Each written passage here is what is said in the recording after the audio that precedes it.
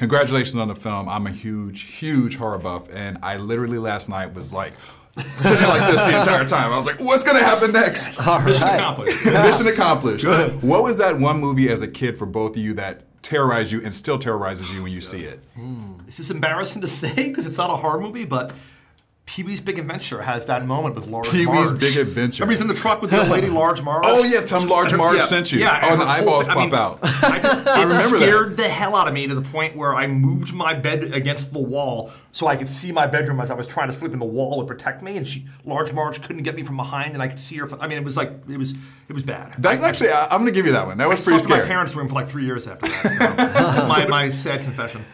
Yeah, I mean, for me, I think it was probably Carrie. Sticking with the original Stephen King. That one makes a little more sense. Yeah. But I don't know. Large Marge is pretty good. I like that. Yeah. Now, I know this is not a sequel, but what is the difference of the storyline from the original movie? Really, I mean, it was.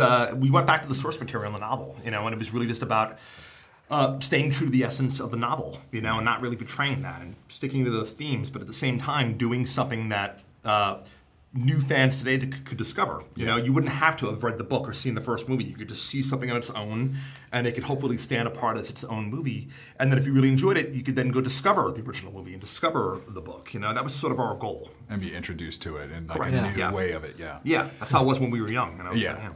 And now, were there any moments on set that were super scary that happened that you were like, wait a minute? Because even last night, like I went to the press event and it was so freaky that I had to believe that there had to be moments on set that were pretty freaky. Yeah, well, for me, the funny thing is that like one of the scariest things on set, like when you're making a movie, and a movie of this nature, like a horror movie, is when your actors are too good, because you do so many scenes where it's like it's a fight scene or it's a stabbing scene, and like you'll be watching and like Amy will be too good, where she'll go like and you'll go, wait, cut, yeah, right. She's like, you okay? She's like, guys, I'm acting, like you got so lost in it. Yeah, you just ruined the scene or whatever. You're like, oh, sorry, I thought you were hurt, but like that happens all the time. And then I got to learn sometimes to like not interrupt, and then I'm just watching and I'm going like, God, is she being hurt right now?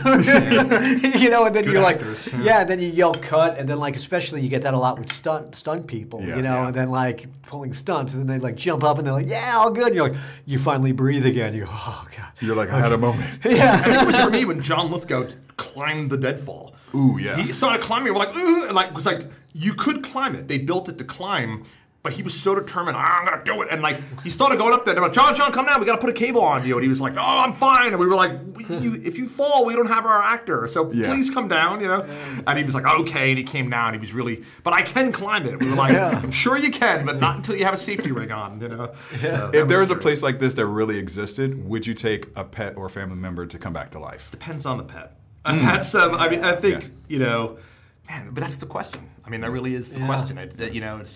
It's tough. We hope audiences leave asking themselves that question: would I do this? Yeah, I think the key question to your question is, and this is what we addressed numerous times when we were making the script, is how have I had experience with it before? Do I know how they're going to come back? I think like if you just knew of a place, anyone would try it. If you know if they're going to come back not the same, then you got something to think about. It's like the balance, like the toss. And you still might, And you still might, just because you love them, right?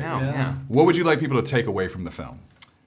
I think you see it on a Friday night and have a great time and scream and laugh and have a blast, but then wake up on a Monday and still be thinking about it, still be kind of haunted by the questions of the movie, I mean, if we could get on both fronts like that, that would be, what I would love for them to take away from the movie. Yeah, and I'd love for people to walk away and recognize in there the theme of communicating, because I mean this whole thing happens in this movie because we have this couple that can't see eye to eye on how to talk to their daughter about death, and so they hide it and they push it away and they don't talk about it. And then as a result, it's a chain reaction from there that all these things happen until the destruction of their family. And basically it's what we're getting at is that if we can't talk about the important issues, it's going to ruin relationships. It's true. So, it's a deeper meaning. I love it.